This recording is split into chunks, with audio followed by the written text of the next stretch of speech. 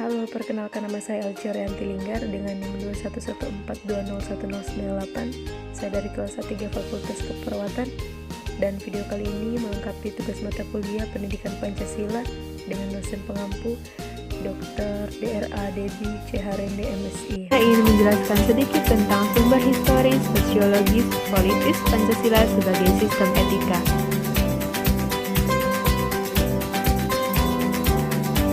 Yang pertama ada sumber historis.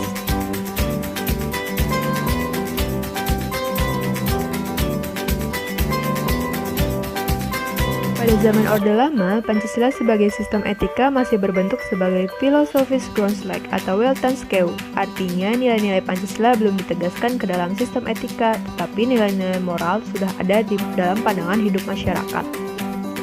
Pada zaman Orde Baru, Pancasila sebagai sistem etika disosialisasikan melalui penataran P4 dan diinstitusionalkan dalam wadah BP7. Apa sih yang dimaksud dengan P4 dan BP7 ini? Jadi P4 adalah penataran yang diselenggarakan tahun 1978 sebagai wujud dari Pancasila yang semula ditujukan bagi pegawai negeri. Sedangkan BP7 adalah Badan Pembinaan, Pendidikan, Pelaksanaan, Pedoman, Penghayatan, dan Pengamalan Pancasila. Pada era reformasi, Pancasila sebagai sistem etika tenggelam dalam hiruk-pikuk perebutan kekuasaan yang menjurus kepada pelanggaran etika politik. Salah satu bentuk pelanggaran etika politik sini adalah abuse of power. Yang selanjutnya ada sumber sosiologis.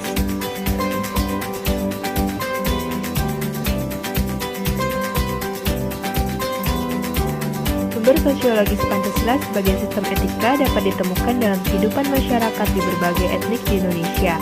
Misalnya, orang Minangkabau dalam hal bermusyawarah memakai prinsip bulat air oleh pembuluh, bulat kata oleh mufakat, yang artinya kesepakatan yang dicapai melalui musyawarah dan mufakat.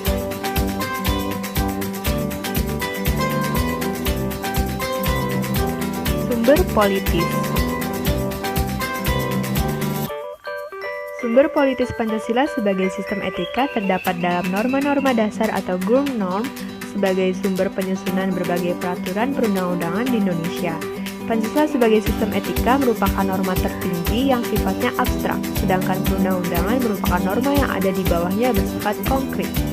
Etika politik mengatur masalah perilaku politikus berhubungan juga dengan praktik institusi sosial, hukum, komunitas, struktur-struktur sosial, politik, ekonomi. Etika politik memiliki 3 dimensi, yaitu tujuan, sarana, dan aksi politik itu sendiri.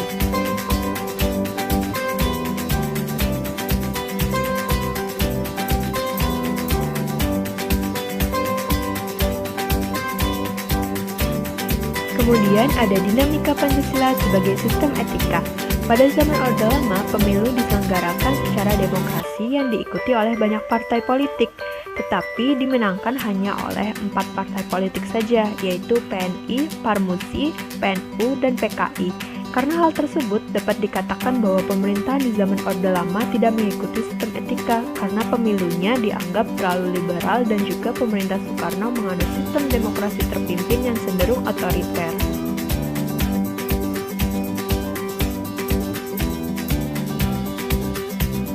Pada zaman Orde Baru, sistem etika Pancasila diletakkan dalam bentuk penataran P4, dan pada saat itu juga muncul konsep manusia Indonesia seutuhnya sebagai cerminan manusia yang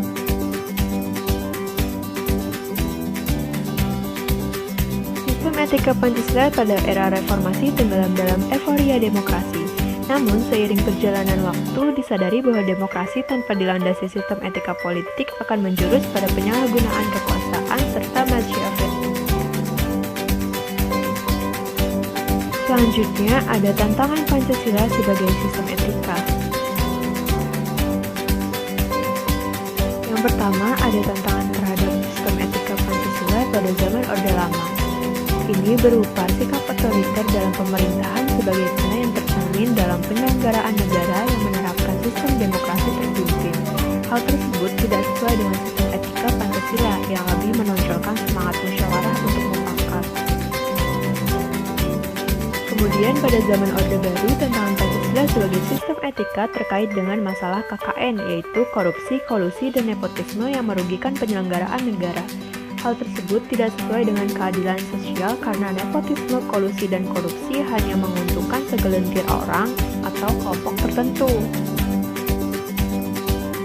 Dan yang terakhir, tantangan terhadap sistem etika Pancasila pada era reformasi, yakni berupa euforia kebebasan berpolitik sehingga mengabaikan norma-norma moral.